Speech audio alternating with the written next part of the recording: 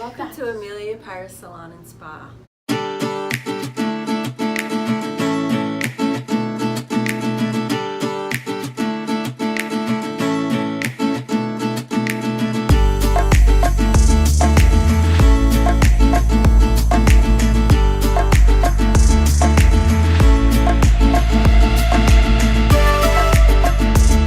Do some gray blending, and we're going to see what happens as we get into the beautiful artwork. Ramona's been growing the white hair in, and we've been enhancing that beautiful halo that she has. So lovely. Yes. And she's been really brave because she used to be a single process, and we're done with that now. So it's time to take the gifts that she has, all these beautiful what people call gray, but they're actually not gray. It's kind of white. It will reflect the tones that are around it, but really it loses its pigment, and it grows an extra cuticle on it, and it becomes very strong. And the beauty of a white canvas versus a canvas with color, as you know as a hair artist, is that you don't have to remove the pigment and fight with the tones that come from pulling that pigment out. You can just deposit the colors on this beautiful canvas, and it takes lovely, and also you're incorporating that white in there, which is beautiful, and we love it. So welcome to gray blending. We will be using Kevin Murphy hair color today. We will be using 4 tones, 7.1, which is an ash dark blonde, and then a little bit lighter of a blonde, a 9.1, and then an even lighter, an 11.1. Those guys are all with 30 volume. And then we are going to use a lightener for some of the areas where she does have a little bit of darkness in there, and we want to, bring that a little bit lighter. But again, it's non-ammonia, it's very gentle, and I only have to use 20 volume. She'll lift really nicely. Are you ready, Ramona? I am extremely ready. So now that we talked about the art part of this hair story, there's a deeper part too that often happens, and you never know what you're going to talk about with clients behind the chair or what's going to come up for them. But Ramona shared a story a few minutes ago. Can I tell your story? Yes, you may. Yes, Okay. you may. I know it's a hard one, and I respect and I honor the fact that you're willing to share that with people because it might be able to help someone else. I hope so. Oh, you're waiting for me, aren't you? Do you want me to start? Wait, Or? yes, can you introduce what I've shared with you, and then Yes. I can sort of blend right in. So what I was telling Ramona is we tried to do these little videos because there's a magic that happens as you do the hair that I don't believe has really ever been explained or talked about, really. We do lots of classes on education and how to do the art part of it, and we're really good at that. But there's a whole other side, which is the therapy, the healing, hairdresser sort of side of what happens in this sacred space, this area that you stand behind the chair with your clients. And it's very beautiful, and it's very lovely, and there's so much healing because people are very open to relaxing in the chair, and if something is on their heart, somewhere in their body, they'll tell us the most beautiful things that they won't tell anyone else. And I'd done Ramona's hair for a really long time before she shared with me any of her intimacies. Looking back on that time together, we probably started around 18 years ago. I had no idea. I mean, I knew she was an amazing, beautiful woman. She had dark hair all the way down to her waist, and she was very nervous about having anyone do her hair because her hair was so beautiful and long and lovely, and she didn't want to lose that about herself. And recently, through this sharing that happens, she shared with me about her grief from losing her son at a young age. Stop me if I'm going to just summarize just to get there a little bit quick, but she had gotten separated, divorced from her husband, right? Where you Yeah, guys that's were married. correct. Yes, we were. Yes. So that was really Yes. difficult in itself. Yes, extremely intense. And a lot of us have been through that to understand divorce and separation and de-partnership from someone that we love or loved at one time, and then, you know, you grow apart. But in addition to that, there was a wicked custody battle that sort of started, and there was these games that were played, and for her son's birthday, do you want to go on? He was given a gift from his dad. It's what, a motorcycle? Yeah, a motorcycle, Yeah, a motorcycle. And, you know, at 16, he really didn't have any experience. And he ended up being killed. And that's some really serious sadness. It was her only son. She was all alone, dealing with that. And I don't know how you got through the day. Each day. Well, I mean, I do, because I know you, and I know that God really lifted you up. Well, you know, if you don't mind, I Yeah, believe I go. can take it from here. Go. Well, basically, Christine has covered quite, I should say, wide range of the different occurrences or events in my life. But the most difficult one was, of course, you know, when we were in general talking about grief. And I happen to be an individual who can understand grief deeply. And just to reiterate what Christina just Make sure said. you talk really louder, they won't hear you. Okay. So Christina had mentioned, yes, you know, I shared with her I had lost my son, but based on, of course, my strong spiritual beliefs, you know, I know God carried me through it. My son was only 17 and a half, shy of 18. He's a very adventurous child, if you don't mind me sharing it on film. He was very adventurous, daring, would try anything, an artist. He was going to college for his artistic abilities. He also was gifted in many other areas.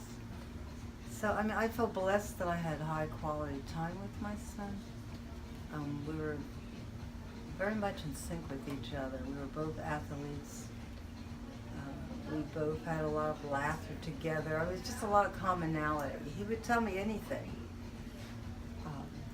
Things, areas that he would not share with his father.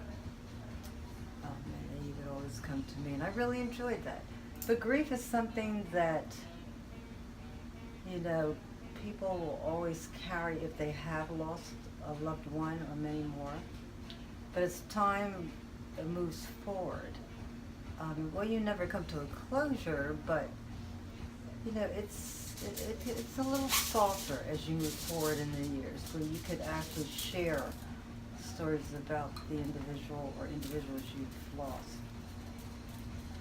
But I know my son, I truly believe he's in a good place, and that's in heaven. And that's very important to me, and I'm glad. He made it there before me. But I know I'm in good hands, and as far as sharing this story with Christine and those who perhaps may want to listen. But, you know, God is our comforter. And that's what pulled me through in my grief.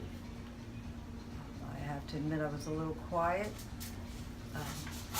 There were periods, you know, I just didn't want to speak of it. But God pulled me through. All those years, you never told me anything. Exactly. Like, I knew about your work. You know, very rarely would you even talk about a guy. Like, for a lot of years, I didn't know if you were married or not because you never talked about it. Yeah. It was just come in, we did the art. Okay. We talked a little bit of your time in India. Yes. Oh, I loved India. Oh, I was there 4 different times, 4 trips. And plus it's part of my heritage. You know, my grandmother that I've never met, you know, but it is in my bloodline. India made me feel free. I felt like I had been there before.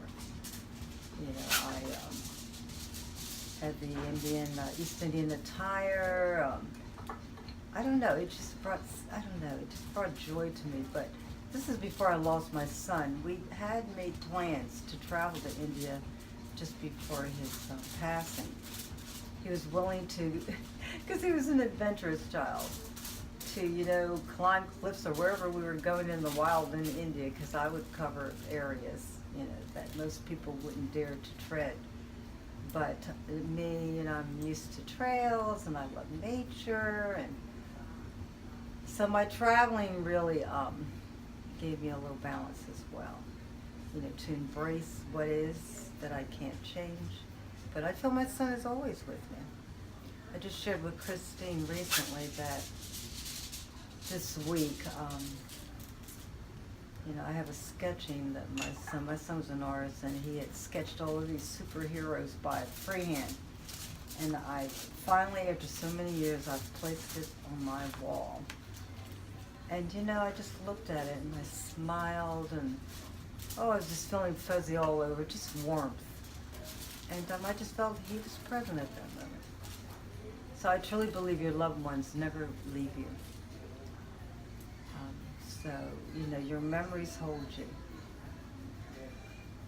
I've actually spoken about my son to people where they say, oh, well, where does he reside? And I say, oh, he's in heaven now. But he has never left me. And I love him dearly.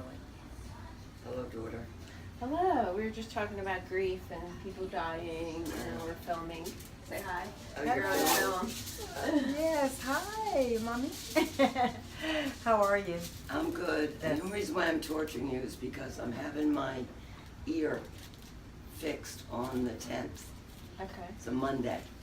Okay. And I didn't know if he can't put it under insurance. It's $400. But I'm having mine done. So I didn't know if you wanted to do yours. No, mine doesn't bother me. No? Mine's gonna go and... Yeah, yours is way worse than Way mine. I got worse. a ways to go. Alright. Okay, thank you.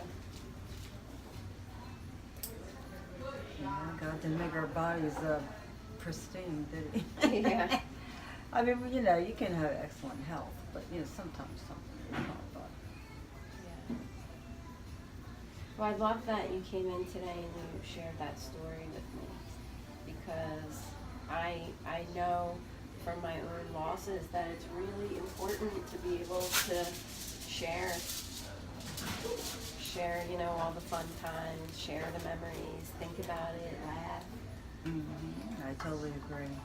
And then you can really feel connected to his energy, and I think that's really important to healing. Oh yes. And just talking about your grief, as I mentioned earlier, I was silent for a very long time. I was just still trying to ingest what had occurred. And I had a lot of people who, to have people who love you around you is very important. Because, after it's all, after the burial and, people return to their homes, then there's silence in your household. But, during that period for me, it was like me and God. I talked to him all the time, around the clock. The moment I had awakened and even in my sleep. So it was really, I like to say that I have to give all the credit to God. He carried me all the way through. So, Do you have a practice in the morning that you like to do to just connect? well, and this is private, but I'm going to share it. I actually converted my office into a prayer room. And I always wanted to do that. Nice. And it's very important, to have quietness in the morning. So what I do, the first thing in the morning, I'll go in that room and I'll just sit and just listen to the environment around me. And I may hear vehicles driving by, children, playing maybe because it's early or they're outside. People in transit going in and out of their cars, birds, the environment, the birds flying around. So just going into the silence. So just going into the silence, and then I'm quiet, and then of course, I have actually had taken classes at Jefferson Hospital for what they call mindful meditation, and that involves scanning your body from the top of your head all the way down to the bottom of your feet. And it's just listening to your body, like what is going on? Are there any vibrations? Is there any pain? Is there tightness? Is there calmness? And once you go through that process of scanning, it's like everything just feels like it's been released. Whatever it was, it's not there, it just settles down. And I don't know, you just feel refreshed. I mean, that's my ritual in the morning. And then, of course, I go into deep prayer with God. It's just me, God, and I, having private conversations with Him. Some only He knows prayers, secrets that I will only share with Him. And they're not secrets, but they're just inner emotions. And, prayer is just so healing. I highly recommend it if one is into prayer. And I'm not placing this upon anyone who may not believe, but I do know there is someone out there, a higher... Hi, Michael. I'm sorry. I'm so busy talking. I didn't see you. I'm enjoying listening. Oh, thank you. So, yeah, there is a God out there. I truly believe that.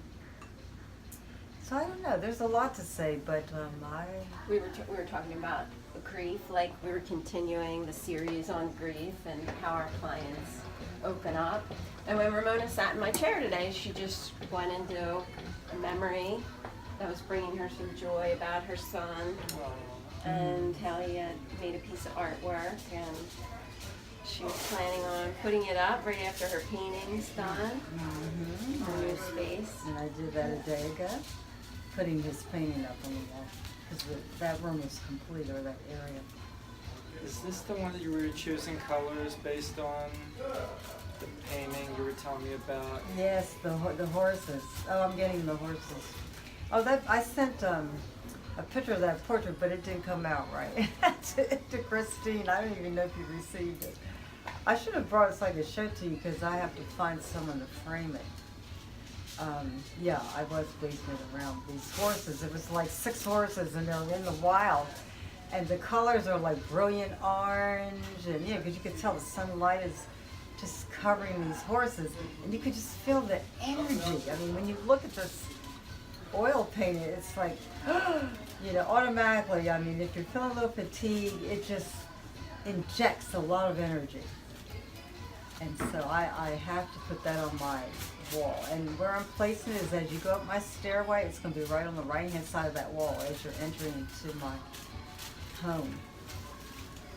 So, yes, Michael, it was based on that painting. So the walls are like it's like a gray, but not a dark gray. And then the accent wall is like a terracotta orange to capture that painting.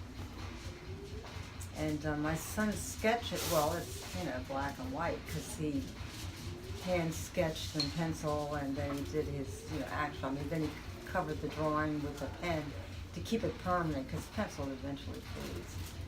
So he had drawn all these comic heroes that I was telling Christine about. Superheroes. Spider-Man, and you name them. How old was he when he did that? He was 11. And, it was excellent. I was telling Christine he sold 2 of his portraits, his sketches. An employee at my office sold 2 sketches at a very nice, reasonable price. And that promoted my son to continue his artwork before he passed away. So, yeah, that's one story. And then, of course, Christine mentioned about the divorce I went through. Oh, that was something. Horrific, but I survived it. In fact, I'm a better human being. Because sometimes when there's adversity and, something just rattles your whole, as I put it, your ship. You know, it really strengthens you. It builds character.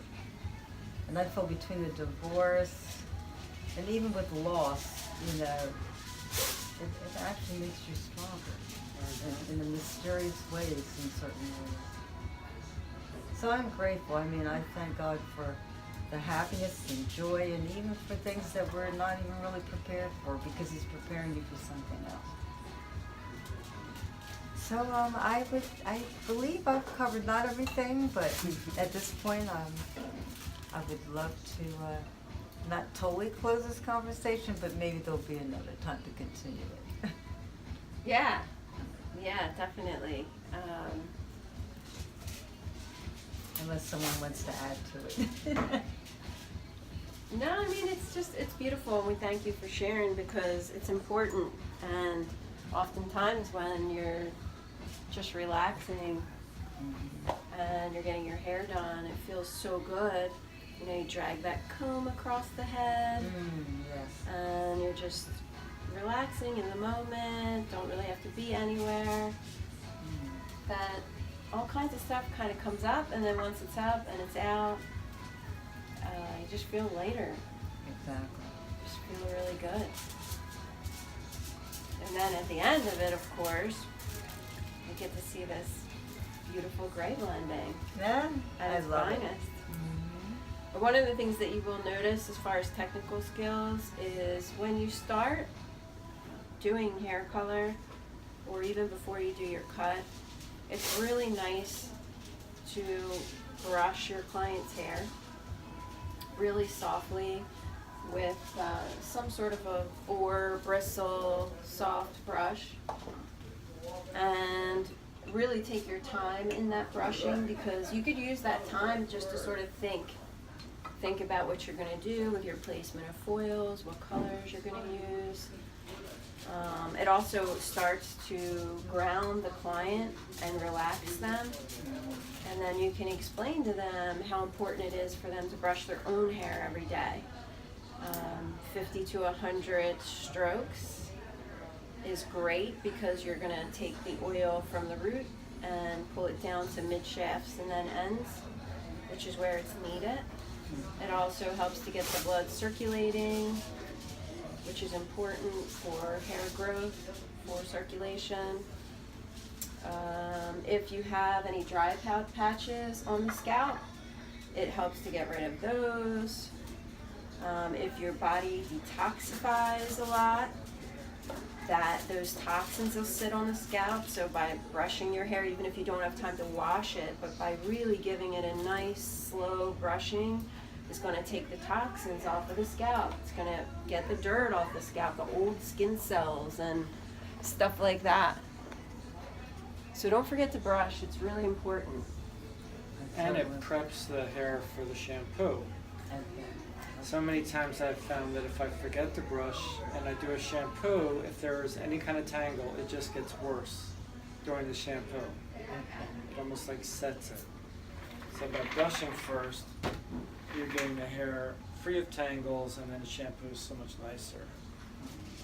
Yeah, and if you have young children, getting them into that habit is really awesome. You know, tell them, like, you know, while you're watching TV or whatever they do to downregulate, just give them a nice soft bristle brush and just say, while you're doing that, I want you to brush your hair. This way they have less tangles, and you're starting a really good habit that they'll continue for the rest of their life, which is important.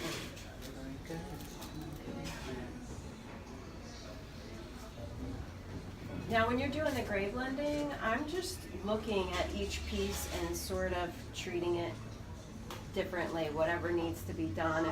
If there was a lot of dark in there, I might go with the dark, or I might put some light in there,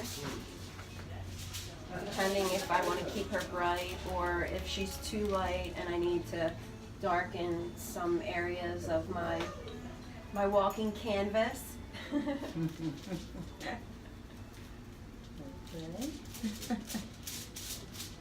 And I don't overlap my colors. I try not to. unless it's a dark one and you're trying to pull it through to the ends, it doesn't have to be every single hair going straight through. I remember one of my earlier teachers would take pieces of hair and he's kind of ingenious about it. He would put 4 colors on the foil. So he would do one here, if you can see that, down to halfway, and then he would take another one here, down to halfway, and then he would take the opposite color of here and put it down through here, and then the opposite color and put it through here. So a crisscross? Yeah. And what I found is most of the time it looked really good. Except sometimes he would put the dark on the bottom half and it would just look like a line and it would look absolutely terrible. But I learned a lot from him about having courage to do things differently and to think, you know, in his mind doing these boxes, it really encouraged me to think outside of the box.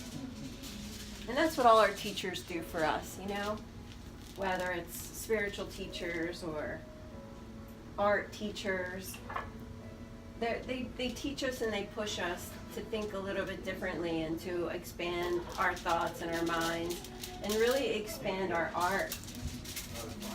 And so I encourage you to really do your gray blending and take each piece and just be with that piece in the moment and trust in your ability to transform and to use that white canvas in a positive way that will make your client not have a lot of growth. There's going to be no hard line of demarcation, and overall it's a really beautiful look.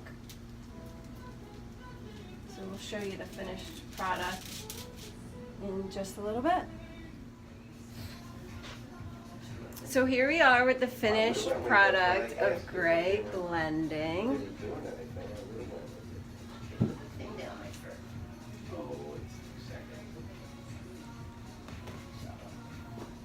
So I go there next Wednesday.